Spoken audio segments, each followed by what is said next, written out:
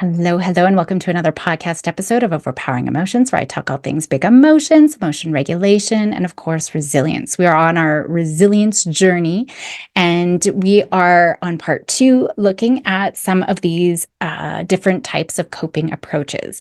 Last week, I talked about emotion focused strategies, and today I'm talking about problem solving focused strategies.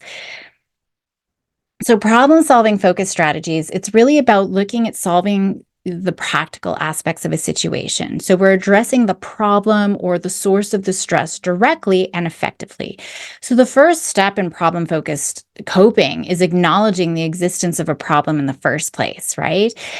Like I had said previously, having those emotion focused coping strategies is helpful. That lays the groundwork so that we can keep our prefrontal cortex online, and then we can go into identifying and defining what the problem, situation, challenge is, whatever that is. So that really entails us understanding all of those practical aspects of the situation. So once we recognize the problem, we can start to analyze the situation. So we're going to start maybe breaking down whatever the problem is into manageable components. And then we're looking at potential approaches to resolve that problem. We're involving kids in this process, even from a very young age. Obviously, we're going to adapt our language, but we can really start working on this collaboratively, right? And then we can brainstorm various solutions or strategies, to be able to tackle the situation. So when we're doing this, we're really encouraging creativity. We're really um, promoting flexibility and open-mindedness because we're going to explore lots of different options and their potential effectiveness. So that's all really important for resilience anyway, and good executive functioning skills, life skills that we want our kids to have. When we have different ideas, we want to evaluate the different options. Is it feasible? Can I actually do it? What are the benefits? What are the potential drawbacks of each of those options? And then they can make an informed choice. And once they make that choice, they can take the steps to address the problem directly. So that might require effort and time and commitment to execute the chosen solution, which is a really big step. So we might have to support them. And then after, they try that plan, we're going to check back in, right? Let's assess and see what were the results of making that choice. Are there adjustments that we need to do? Is there some learning opportunity for next time? So that evaluation piece really ensures that chosen approach is effective, in addressing whatever the problem is. So I'll give a few examples. So let's just say that we have a teenager who avoids studying, right? That's a big one that I am dealing with at the moment.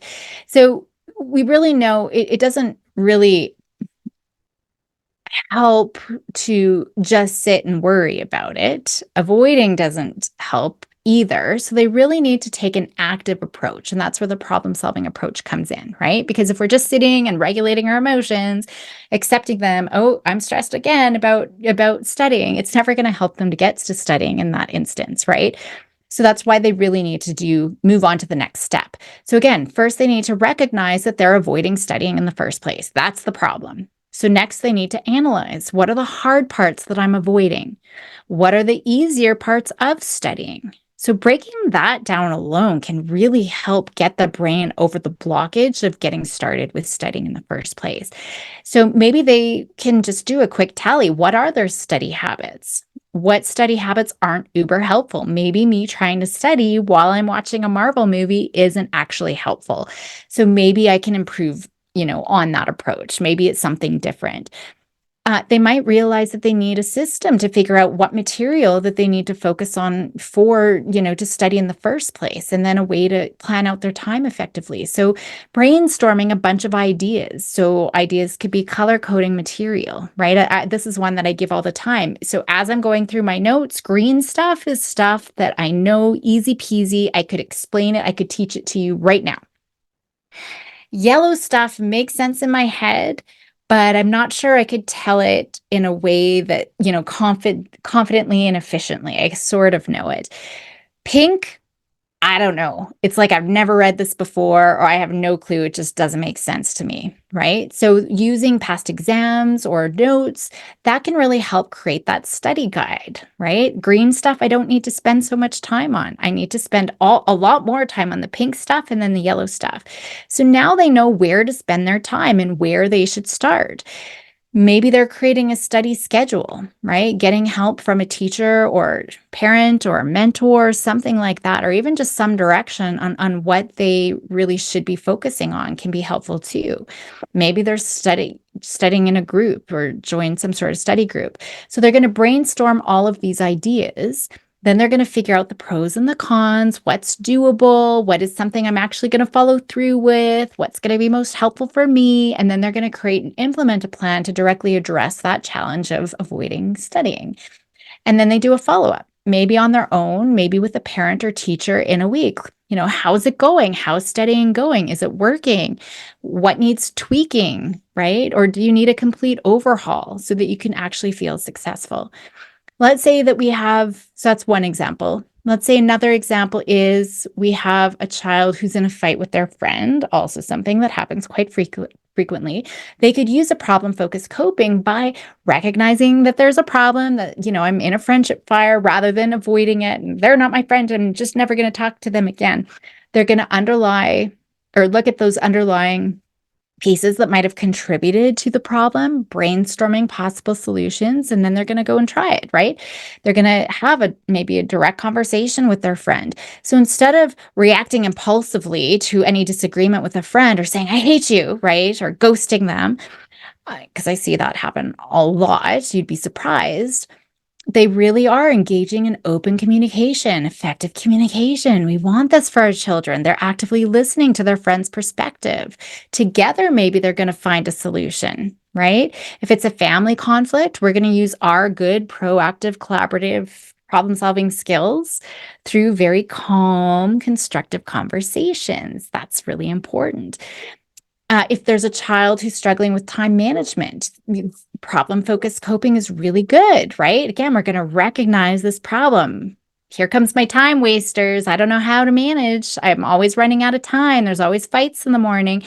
Where is your time being wasted, right? Figure that out. How long is it actually taking you to do things, right? Have those time predictions and then generating solutions. So maybe it's creating a 3-priority focus. I have to do these 3 things first in the morning before I ever pick up my phone, right? So getting their time wasters out of sight. Dogs and cats, animals might be trickier, but anything else, get it out of sight, right? Maybe they are using a time management app. I don't know, anything that they want to try just to see, does this help improve my time management skills? Is it helping us not fight so much when we leave in the morning, or whatever that is? I mean, I could go on and on. There's so much, if you've got a teenager with unhealthy screen habits, right? Excessive screen time. Again, we can use problem-focused coping. I doubt that a lot would actually recognize that there's a problem to do anything about it, but that would be the first step. But maybe it's, how do I get my parents off my back from screaming at me all the time, right? And then they can analyze, why am I using screens so much? Where is it getting my parents really in a tizzy? Am I avoiding things, right? Am I bored? Figuring out, how come I'm always turning to that? And then if we can understand the function of that, maybe we can brainstorm alternative ideas. Maybe I'm going to go hang out with a friend, or try to reach out to 3 friends before I go on a screen. Or I'm going to go for a walk for 10 minutes before I go on a screen. Maybe it's setting screen time limits, right? Whatever it is, coming up with a plan and then implementing those solutions to address the issue. So we can see problem solving is helpful whenever we have control. It's helpful whenever we have to make a decision, even like choosing. I mean, my daughter right now is just going through, who do I say yes to? Which university, which program do I say yes to? It can be helpful for a career path, staying in a relationship, or even just going to a party. Do I go to the party, or just do I stay home and cuddle with my pets and watch Netflix, right? So being able to go through the pros and the cons of each choice, gathering information, maybe we're seeking guidance and opinions from other people as well. Really, we can actually use this problem solving to manage emotions too by recognizing triggers, identifying healthy outlets, practicing strategies proactively.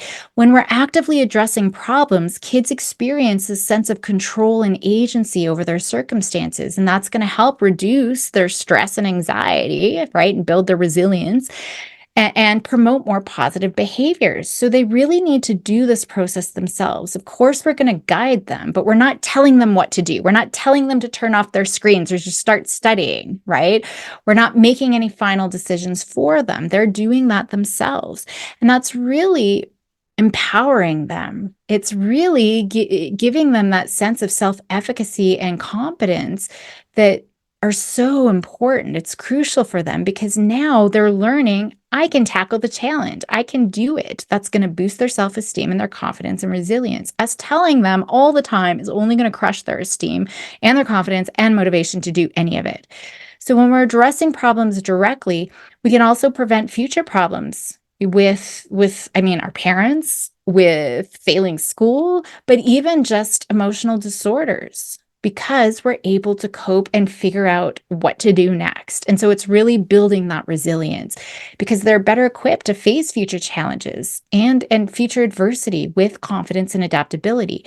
So problem-solving focused coping, it's highly effective in situations where practical solutions exist.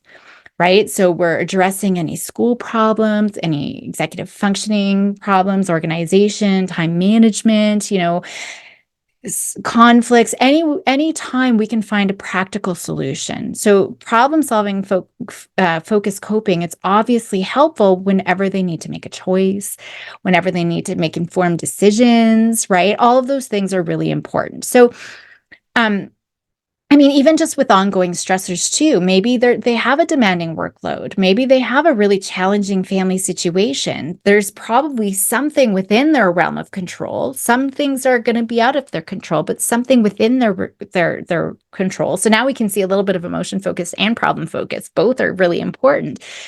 That problem solving focus, though, it really provides a structured approach to reduce that stress, enhance well-being, and all of that kind of thing.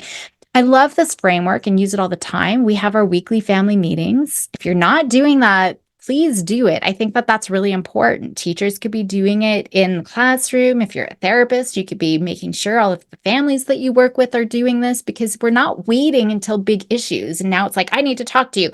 Wow, it's already a fight. We haven't even got to the talk.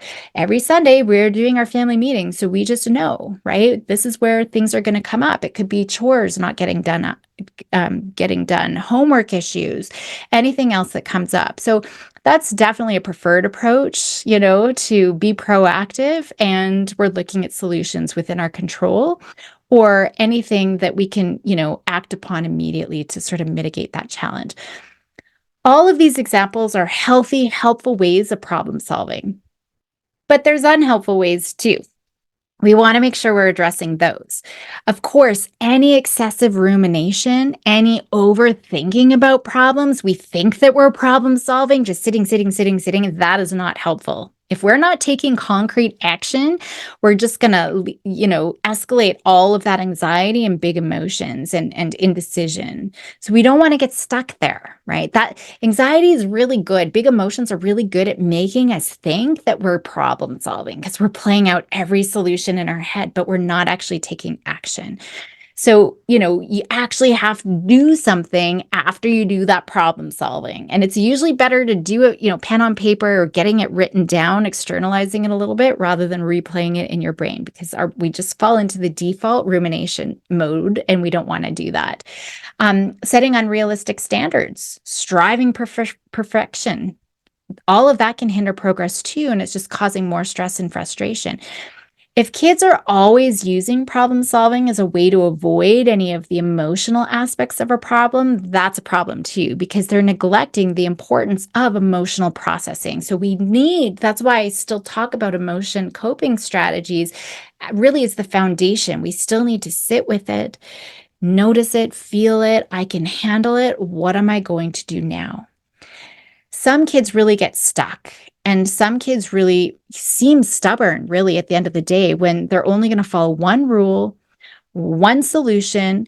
They're not going to do any other other idea. They're not even going to consider alternative approaches. That can really impede problem resolution as well if they're getting stuck.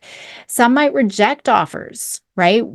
People who want to help or support them, they believe that they have to tackle everything entirely on their own. That could be a problem. But conversely, some might become overly reliant, overly dependent, right, on others to solve their problem or to do things for them. And so then that's leading to a lack of self-efficacy and independence. So there's always traps. With every approach that we take, we just want to watch out for some of those traps. We know any approach is helpful when kids are learning skills, right? They're learning these skills, they're practicing these skills, and it's actually contributing to their emotional well-being and resilience. When it helps them navigate any stressors, when it promotes effective communication and collaboration, especially in resolving conflicts, when it helps them make decisions, address stressors proactively, contributes to that self-efficacy, I can manage it. Facing their fears, right? Not avoiding discomfort. I think that that's really helpful. So I'm going to leave it there for today. I've now introduced both the emotion-focused coping strategies and the problem-solving focused strategies. I will be going into a little bit more of them, some of the key differences, and actually how do we, what are the specific skills that we need to start focusing on. So enjoy the rest of your day. Think about now. So last week you were looking at the emotion-focused strategies. I just want to leave you with something now, is looking at a situation where, opportunities to use and help children, learn and practice these problem-focused coping strategies. So maybe there's a problem in the class. You can have a class-wide collaborative problem-solving session, or as a family, or again, if you're a therapist, you're going to walk through this with the family. Learning all of these different steps. We're going to identify the problem, look for all the different possible solutions, look at the pros and cons of each solution, implement a plan, make a plan, implement the plan, and then evaluate it. So look for an opportunity or several opportunities to problem solve things. Sometimes it's even just if there's nothing coming up, you can give them a challenge. You could give them a riddle, right? Here's a riddle. How are you going to start? What do you need to do? What are the strategies are you going to use to figure this out? What are some different options of figuring it out? Let's go try it, right? We can use those types of things. So go help those kiddos be bold and courageous, and I will see you next time.